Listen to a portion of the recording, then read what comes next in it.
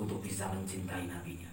Tidak harus berkorban seperti sahabat Abu Bakar, tidak harus berkorban seperti halnya sahabat Ali sing genteni petualange Kanjeng Nabi ketika Kanjeng Nabi. Assalamualaikum warahmatullahi wabarakatuh.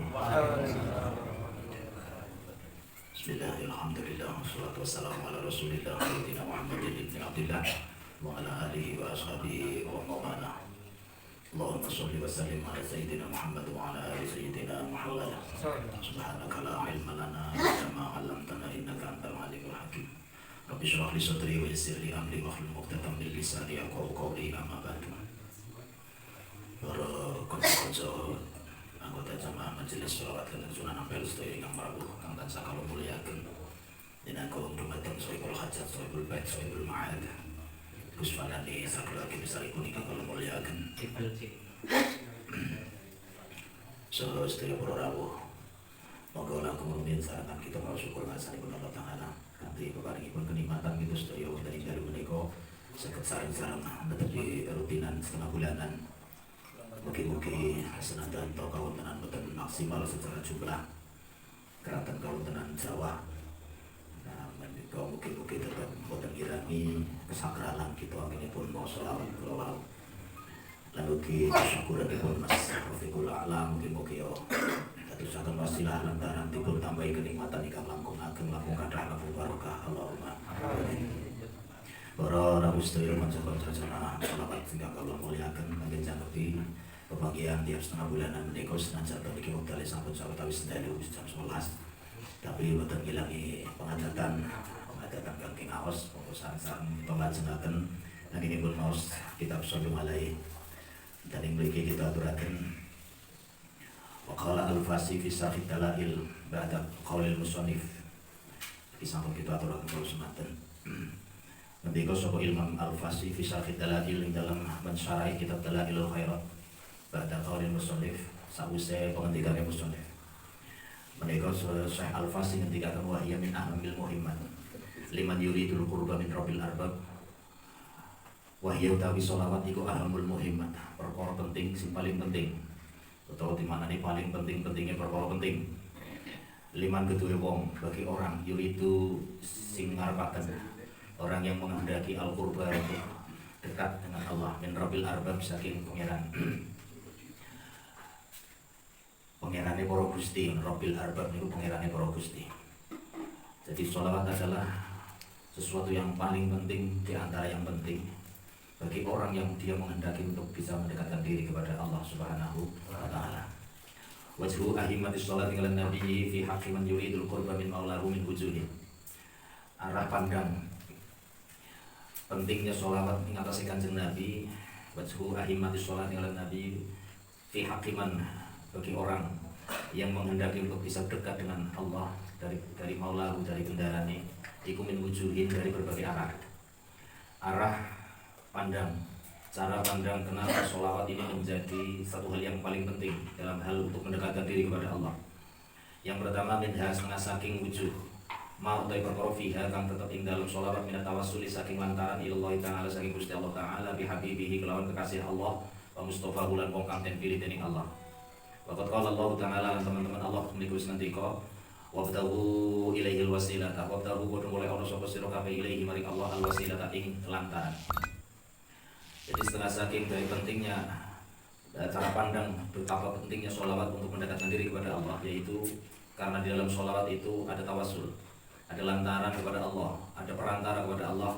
Dengan menggunakan perantara itu adalah Habibi, kasih Gusti Allah wa Mustafa dan orang yang dipilih oleh Allah.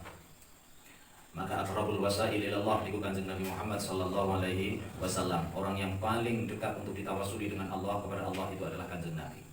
Sedangkan Allah sendiri dalam Al-Quran memerintahkan wabtahu ilaihil wasilah, wabtahu bodong boleh sapa sira kabeh, carilah ilaihi maring Gusti Allah, dalam temuju maring Gusti Allah al wasilah ing lantaran. Ini Allah yang memerintahkan. Wala wasilata ilaihi aqraba mimma a'dama min rasulihil akram. Dan tidak ada wasilah, tidak ada lantaran ilaihi maring Gusti Allah Ta'ala aqraba ingkang kang luwih per, kang lebih dekat wala a'dama dan lebih agung min rasulihi dibanding dengan keutusannya Allah al-akrami kang mulya sallallahu alaihi wasallam. Jadi tidak ada yang dijadikan untuk lantaran bisa sampai kepada Allah yang terdekat, yaitu kecuali utusan Allah yang mulia, yaitu junjungan kita Nabi Muhammad SAW. Maka orang bersolawat dia menggunakan satu hal yang sangat penting dalam rangka mendekatkan diri kepada Allah, yaitu dia memilih sesuatu yang paling dekat dengan Allah untuk dijadikan lantaran, dijadikan wasilah untuk sampai kepada Allah. Wa minha, dan itu setengah saking wujud cara pandang kenapa wasilah, kenapa sholawat ini menjadi satu hal yang penting untuk mendekatkan kepada Allah. Allah Ta'ala, bahwa sesungguhnya Allah Subhanahu wa Ta'ala iku amarona biha, memerintahkan kepada sapa Allah na ing kita biha kelawan bersolawat. Wa haddana lan dorong sapa Allah gegerai basa iku. La haddana lan gegerai sapa wa gegerai sapa Allah ing kita ngalaiya ing atas sholawat. Kenapa Allah memerintahkan dan Allah mendorong untuk bersolawat? Tasyurifan, karena minangka mulyaaken lahu maring Kanjeng Nabi Muhammad sallallahu alaihi wasallam, wa takriman, dan juga karena mulyaaken maring Kanjeng Nabi. Allah itu sangat suka, Allah itu paling seneng nek kaulane yang paling dia kasih yuwi Kanjeng Nabi itu dimuliakan. Maka Allah memerintahkan kepada kita amarona biha untuk bersolawat, biha kelawan bersolawat, wa haddana, dan juga sangat mendorong agar kita memperbanyak bacaan sholawat. Ini mengapa menjadi salah satu cara pandang sholawat itu penting dalam rangka mendekatkan diri kepada Allah, karena ini perintah dari Allah, didorong oleh Allah supaya memuliakan kekasih Allah, memuliakan orang yang paling dimuliakan oleh Allah, yaitu junjungan kita Nabi Muhammad SAW. Wa tafdilan, dan juga karena mengutamakan wa ta'zim lan karena Allah itu sendiri memerintahkan kepada orang-orang yang beriman dengan kalimat ya ayyuhalladzina amanu shallu alaihi wasallimu taslima. Itu di dalamnya terkandung tafdilan sebagai untuk mengutamakan Kanjeng Nabi, wa ta'ziman, dan juga mengagungkan Nabi. Allah sendiri mengagungkan Nabi, bagaimana dengan kita sebagai seorang umat. Maka di sini menjadi sangat penting bagi kita sebagai umat Kanjeng Nabi yang sangat berharap kepada Allah, berharap kepada Rasulullah, karena itulah tujuan kita, Allah dan Rasulnya. Maka ketika kita bersolawat, kita dikenal oleh Allah. Kenapa kita dikenal oleh Allah? Yang pertama karena kita melaksanakan perintah Gusti Allah. Perintah Allah kita laksanakan dengan perintah sallallahu alaihi wasallam taslima. Di samping itu, kenapa kita dikenal dengan solawat kepada Kanjeng Nabi dikenal oleh Allah? Jelas, karena dengan kita bersolawat satu kali kepada Kanjeng Nabi, Allah memberikan solawat, membacakan solawat untuk kita 10 kali. Maka pasti orang yang membaca solawat itu akan dikenal oleh Allah, karena dengan dalil bahwa Allah akan bersolawat kepadanya. Maka Allah kenal dengan bersolawat, Kanjeng Nabi kenal dengan kita bersolawat. Kanjeng Nabi bagaimana bisa kenal dengan kita? Karena Kanjeng Nabi sendiri mengertikan bahwa ada malaikat yang melaporkan setiap bacaan solawat yang dibaca oleh lesan-lesan dari umatnya. Dilaporkan inna fulan bin fulan yusalli alaika, bahwa sesungguhnya si fulan, anak dari si fulan, berarti orang tua, kedua orang tuanya juga disebutkan namanya. Maka Kanjeng Nabi pasti kenal dengan orang yang bersolawat. Namanya akan dikenal oleh Kanjeng Nabi, namanya dikenal oleh Allah Subhanahu wa Ta'ala. Wa arjah wa wa'ada man istamalaha husnal ma'ad. Wa wa'adalan janji akan sapa Allah man ing wong istamalaha kang berusaha mengamalkan bersolawat, mengamalkan solawat ini. Husnal ma'abi ing panggonan badi kang bagus, ing baguse panggonan badi. Jadi Allah menjanjikan bagi orang yang bersolawat, orang yang berusaha, istamalaha, berusaha untuk senantiasa mengamalkan solawat, husnal ma'abi ing bagusnya panggonan bali. Ini janji Allah. Dan Allah, innallaha la yukhliful mi'ad. Allah tidak akan mendustai janjinya, nulayani janjinya. Terus Allah juga menjanjikan wal fauza bi jazilis thawab. Allah menjanjikan lagi bagi orang yang bersolawat al fauza ing kabjan bi jazilis thawab, kelawan agunge ganjaran. Fahiya mongko solawat iku min anjahil a'mali, saking luwih bejo-bejone piro-piro amal. Najah itu maknanya sukses, paling benar. Maka amal yang paling sukses adalah amal sholawat, karena di situ tidak ada syarat apapun, tidak ada penyakit belas. Ngamal sholawat ispapaton diunekna dilafalaken niku pun dadi orang ditakoni ikhlas dan sebagainya. Wa arjahil aqwali, dan juga arjahil aqwal, lebih onjo-onjone piro-piro ucapan di antara ribuan ucapan yang kita ucapkan dalam setiap harinya, dan itu semua tercatat sampai ila yaumil qiyamah. Kiamat masing-masing ada kiamat subuh, berarti kiamat ketika kita diambil oleh Allah.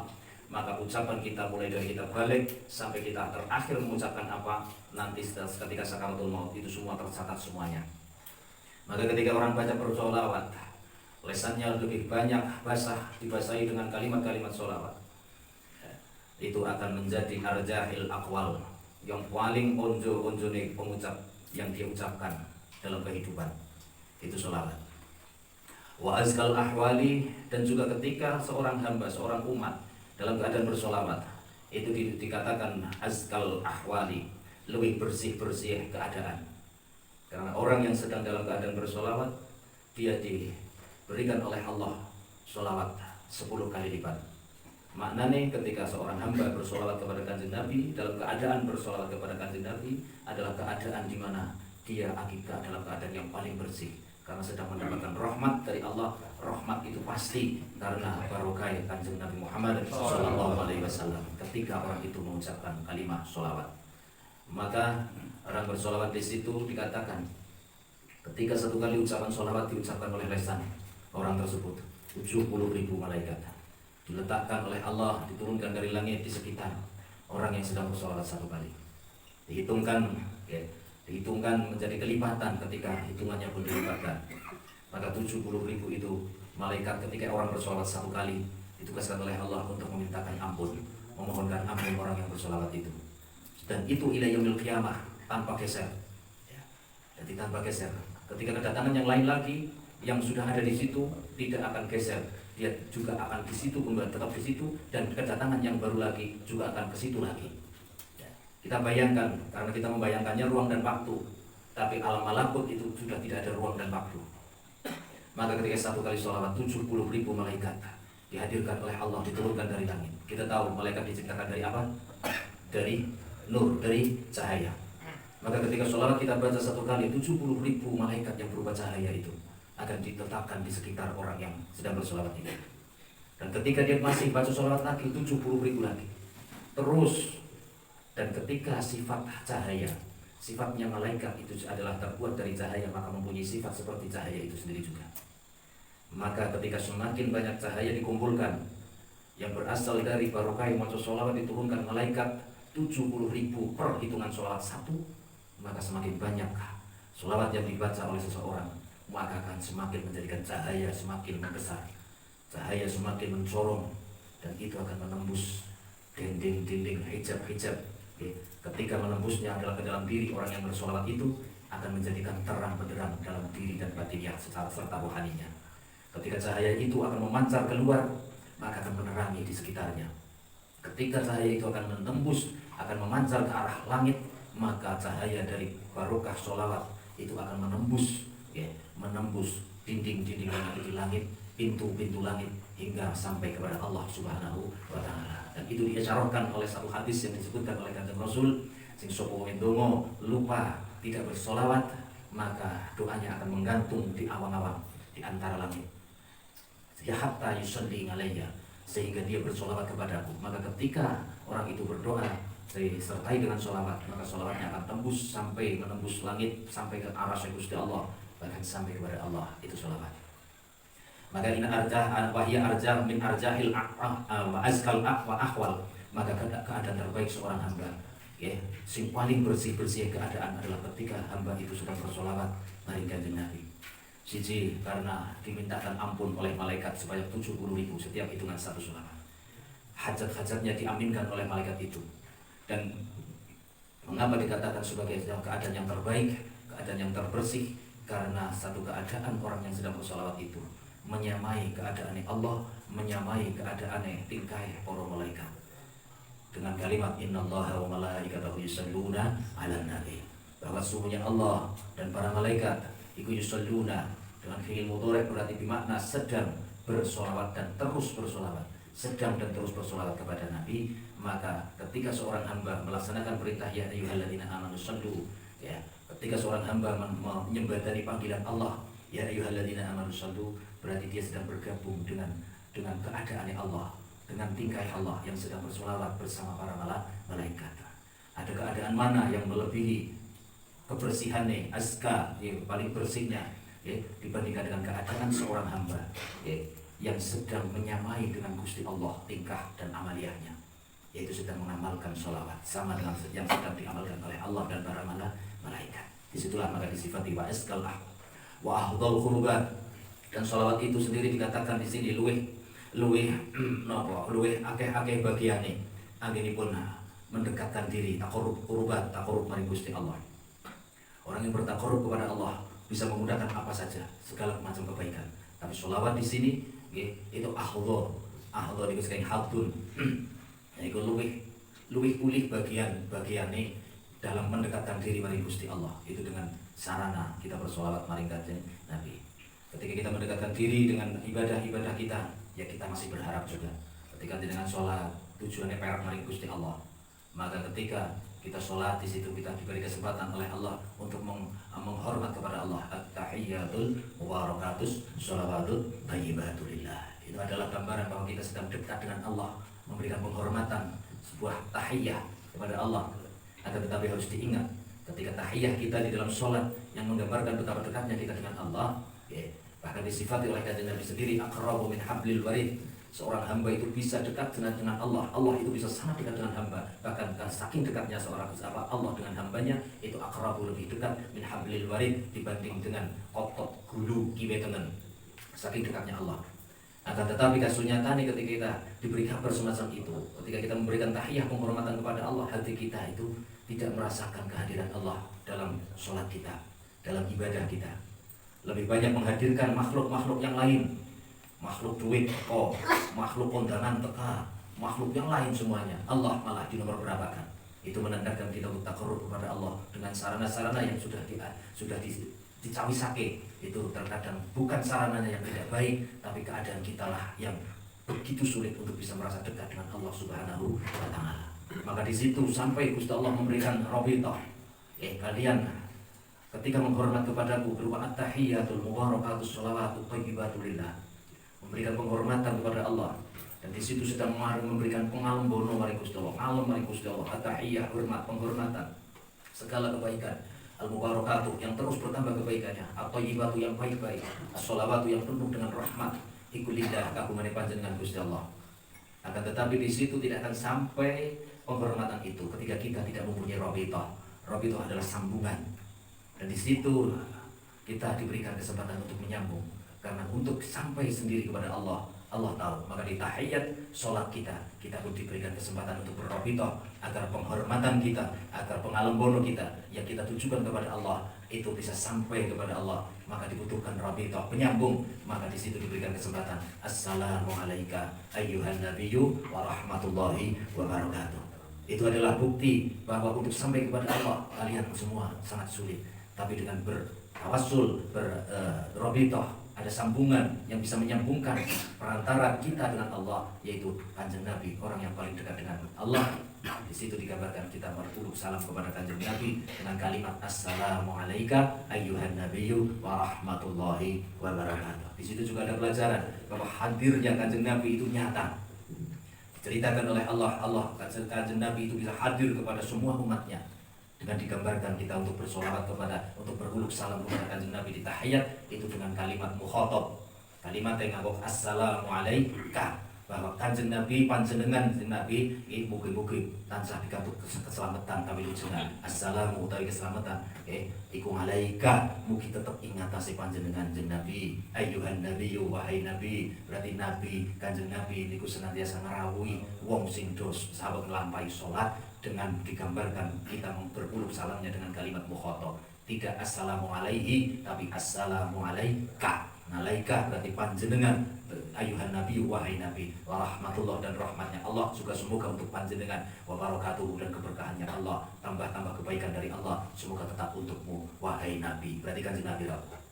Akan tetapi karena kotornya batiniah kita, karena gelapnya mata batin kita, gelapnya mata hati kita, maka kita tidak diperkenankan untuk bisa menyaksikan kehadiran Kanjeng Nabi, manusia suci. Bahkan beliau jadi pun setiap kita sholat itu beliau hadir. Maka kita tertolong kemarin sore beberapa waktu yang lalu malam 12 Maulud, kita diberikan kesempatan oleh beliau Sohibus Sanad Kiai Mas, karena beliau tahu betapa kita butuh sekali untuk bisa dekat dengan Kanjeng Nabi. Syukur sebagai ukuran kita sebagai orang umat yang bisa mencintai kanjeng Nabi. Orang yang punya dalam hatinya ada rasa cinta, bibit-bibit cinta kepada kanjeng Nabi, itu pasti aksar min dzikrihi. Man ahabba syai'an aksar min dzikrihi. Ini rumus. Barang siapa yang mencintai sesuatu, maka orang itu akan sering mengingat dan menyebut-nyebut sesuatu yang dia cintai itu. Maka ketika kita ngaku senang mari kanjeng Nabi, walaupun itu hanya mungkin bisa hanya berupa pengakuan, ya, maka perbanyaklah kita menyebut asma kanjeng Nabi di dalam sholawat.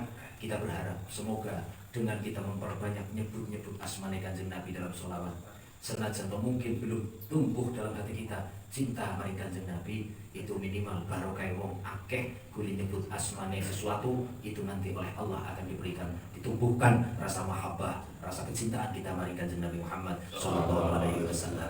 Jadi saling berkolaborasi.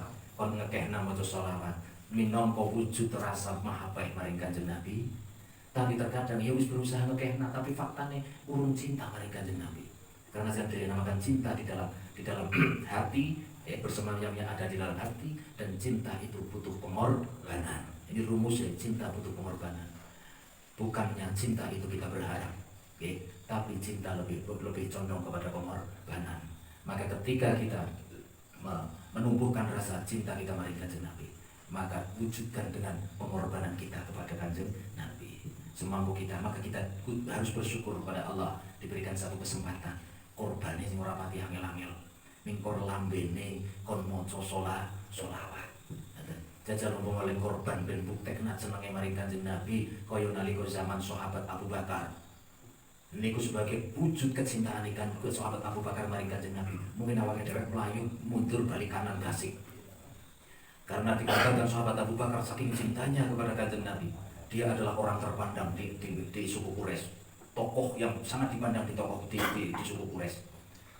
Dan dia seorang pengusaha yang kaya raya, orang sangat terpandang.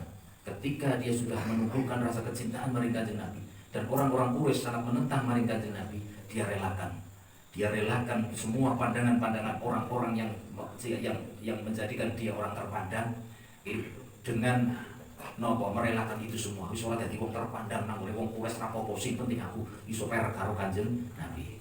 Harta benda, karena dia orang yang sangat sukses dalam bisnis, otomatis ketika dia menjadikan dirinya begitu dekat dan cinta dengan kanjeng Nabi, bisnisnya ini mulai relasinya do mundur.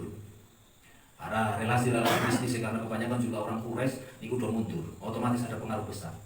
Alhamdulillah ya sahabat Abu Bakar itu sudah kadung kaya raya, wis kadung kaya raya. Maka senajan bisnis relasi dari mau bisnis ini karo kiyambakipun menika do mundur, niku kekayaannya Abu Bakar niku tetap masih banyak. Tapi kekayaan yang dimiliki oleh sahabat Abu Bakar dia korbankan untuk mewujudkan rasa cintanya kepada kanjeng Nabi Muhammad sallallahu alaihi wasallam. Kita bayangkan sahabat Abu Bakar bukanlah orang bodoh, dia orang intelektual, orang yang sangat rasional, orang yang sangat berpikir rasional. Karena apa? Dibuktikan dengan dia adalah seorang bisnismen, perhitungan, jelas perhitungan yang bisnis. Tapi ketika dihadapkan dengan kecintaan maring kanjeng Nabi, hitungan ini suatu semua hartanya diberikan untuk mewujudkan cintanya maring kanjeng Nabi Muhammad sallallahu alaihi wasallam. Bahkan anak putrinya yang baru berumur 9 tahun, dia pasrah kanjeng Nabi menawa panjenengan kersakaken. Anak kula gadah anak wadon. Kula gadah anak wadon umur 9 tahun. Mang panjenengan kersakaken monggo panjenengan pendet. Dadosaken istri panjenengan. Dewi Ngai Aisyah binti kanjeng Nabi Muhammad binti Abu Bakar Siddiq radhiyallahu anhu. Maka di situ pengorbanan sahabat Abu Bakar. Kita bayangkan seorang tokoh yang sangat dihormati, seorang miliarder, ketika sudah dekat dengan kanjeng Nabi, dia rela setiap saat hadir di samping kanjeng Nabi. Ketika di mana ada kanjeng Nabi, di situ ada sahabat Abu Bakar. Bahkan sampai dalam keadaan yang sangat terpuruk, ketika diancam dibunuh oleh Quraisy, siapa yang menemani? Tidak lain adalah sahabat Abu Bakar, seorang tokoh besar, seorang yang sangat terpandang, seorang yang sangat kaya raya, rela mendirikan kanjeng Nabi dalam keadaan menjadi buronan oleh orang-orang Quraisy, diburu untuk dibunuh. Dia yang mendirikan adalah sahabat Abu Bakar. Sampai-sampai begitu capeknya sahabat Kanjeng Nabi bersama sahabat Abu Bakar dalam rangka melarikan diri dari ancaman Quraisy, itu beristirahat di Gua Sur yang dalam cerita beliau mereka mendapatkan ancaman. Ketika Kanjeng Nabi merasakan saking sayahipun, saking payahipun, tinggal dalam keadaan panas, tidak ada bekal sama sekali. Mereka lereng kendel terjadi Gua Sur. Kanjeng Nabi begitu sayah, akhirnya pun sare, ngersakan sare sahabat Abu Bakar, ngersakan Nabi ampun sare ten inggil waktu monggo pupu kulo di bantalan karena tidak ada bantal. Maka sahabat Abu Bakar merelakan pupune Kanjeng Nabi, pupune sahabat Abu Bakar untuk bantalan Kanjeng Nabi. Kanjeng Nabi ngersakan, akhirnya sare nganti pules. Jika dikala Kanjeng Nabi pules ngoten niku, sahabat Abu Bakar menjaga dari ancaman segala macam. Maka di situ ada peristiwa ketika Kanjeng Nabi masih pulas, sahabat Abu Bakar melihat dari celah batu, karena Gua Sur adalah hanya tumpukan batu yang ada rongganya.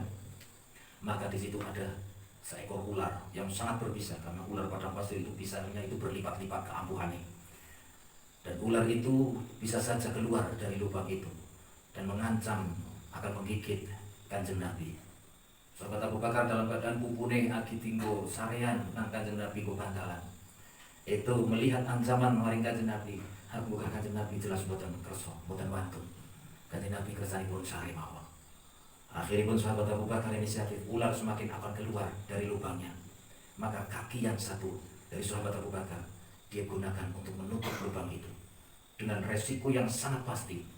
Dengan menutup lubang yang akan untuk keluar ular yang berbisa itu, pasti dia akan digigit. Sahabat Abu Bakar tahu resikonya seperti itu. Dan ketika dia digigit ular itu, resikonya pun dia tahu.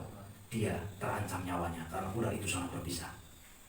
Maka tanpa ragu, demi kenyamanan Kanjeng Nabi sehingga istirahat nang pupu siji dengan begitu pulasnya sahabat Abu Bakar menutup lubang celah yang akan untuk keluar ular itu. Maka sekali dia menutupkan, maka benar ular itu menggigit kaki, telapak kaki sahabat Abu Bakar. Dan ular itu begitu berbisa, dalam hitungan detik kaki sahabat Abu Bakar membiru, tubuh mulai gemetar, karena pengaruh bisa yang begitu kuat. Dia bertahan dalam keadaan Kanjeng Nabi masih pulas, pupu sing sijine tetap kebantalan Kanjeng Nabi. Dia menahan rasa sakit yang begitu luar biasa karena pengaruh dari bisa yang digigitkan oleh ular itu. Setelah terus berjalannya waktu dalam hitungan detik, dalam hitungan menit, karena ular yang berbisa itu hanya dalam hitungan menit, maka pengaruhnya tubuh gemetar sahabat Abu Bakar. Keringat dingin mulai menetes. Karena keringat dingin menetes inilah akhirnya ada salah satu tetesan keringat dari gemetarnya sahabat Abu Bakar menahan rasa sakit karena digigit oleh ular itu. Ada yang menetes maring Kanjeng Nabi sing sabuk bantalan tenggene pupune sahabat Abu Bakar yang satu. Akhirnya Kanjeng Nabi umum tanpa dibangunkan oleh sahabat Abu Bakar karena memang mboten akan membangunkan Kanjeng Nabi sing dalam keadaan lagi sare. Akhirnya Kanjeng Nabi umum. Kaget sahabat Abu Bakar, "Seliramu kan ngino sahabat Abu Bakar, kamu kenapa? Kok dalam keadaan seperti ini?" "Betul apa-apa Kanjeng Nabi, sing penting jenengan pun saged sare niki wau. Ayo aku iso turu penak banget, tapi kok ngono kuwi? Kulitmu kok do biru apa?" Akhirnya diceritakan dalam keadaan gemetar karena begitu sakit yang dia tahan. Akhirnya Kanjeng Nabi beriso, "Iku sedang karena merasakan sakit karena pengaruh ular yang berbisa tadi." Akhirnya pun dengan karomah, dengan mukjizatnya Kanjeng Nabi, barang diceritakan bahwa dia digigit ular untuk menyelamatkan Kanjeng Nabi. Nego Kanjeng Nabi akhirnya pun namun didamu, namun ditangani dengan Kanjeng Nabi, akhirnya pun dalam sekejap Kanjeng sahabat Abu Bakar itu pulih dari ular yang berbisa itu. Dan dilihat adalah pengorbanan sahabat Abu Bakar. Kita bayangkan betapa sahabat Abu Bakar orang yang begitu tinggi dipandang oleh masyarakat Quraisy. Dia rela mengalami hal yang semacam ini demi Kanjeng Nabi. Maka itulah cinta, butuh pengorbanan. Dan kita diberikan oleh Allah satu hal yang sangat ringan sebenarnya, yaitu hanya untuk memperbanyak sholawat maring Kanjeng Nabi sebagai rasa bukti cinta kita maring Kanjeng Nabi. Dan modal yang diberikan juga semuanya sudah diberikan oleh Allah, berupa apa? Berupa waktu dan juga kemampuan lesan. Mau butuh apa lagi untuk alasan? Waktune diparingi nang Gusti Allah jenengane umur, lesane diparingi nang Gusti Allah iso isi lambene si bisa memunggah medun.